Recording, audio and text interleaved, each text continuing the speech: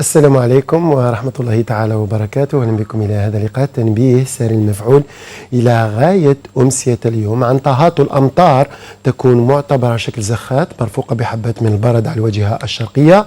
أما خلال يوم الغد إن شاء الله مصلحة الأرصاد الجوية ترتقب تحسن في حالة الطقس تقريبا على كافة المناطق الشمالية. رغم ذلك بعد تلاشي ضباب ونسبة رطوبة عالية خلال الصباح الباكر على السواحل الوسطى والغربية، في الأجواء تبقى مغشاة على السواحل وكذلك المرتفعات، أجواء مستقرة على الجنوب. درجات الحرارة خلال ليلة اليوم خاصة صبيحة الغد طقس بارد، ننتظر 4 درجات دون الصفر على كل من الصيف، كذلك باتنا حتى على الجلفة وبوسعادة، 3 درجات على العاصمة، 9 درجات على ولاية بشار، 14 درجة على الصحراء الوسطى، 20 درجة على أقصى الجنوب.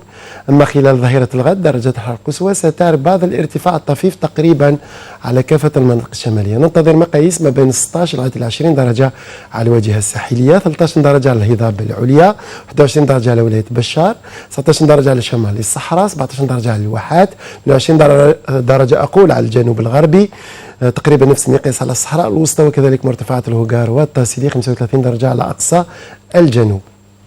أما البحر خلال يوم الغد يبقى هادئ وجميل على السواحل الوسطى، هادئ إلى قليل اضطراب على السواحل الغربية لكن قليل اضطراب على السواحل الشرقية. رياح ضعيفة متغيرة الاتجاهات تقريبا على طول الشريط الساحلي لن تتعدى 20 كيلومتر في الساعة. أمطار على فترات ستخص فانكوفر خلال يوم الغد مع 7 درجات، سحب سفلى كثيفة على مونريال وكذلك كاليفورنيا، بينما أجواء مشمسة على دالاس مع 26 درجة، نفس الأجواء على ميامي مع 29 درجة. غروب الشمس ليوم الغد بداية الأسبوع الخامس من شهر مارس على مستوى العاصمة سيكون بحول الله في تمام 6:45. أمسية طيبة للجميع، في أمان الله.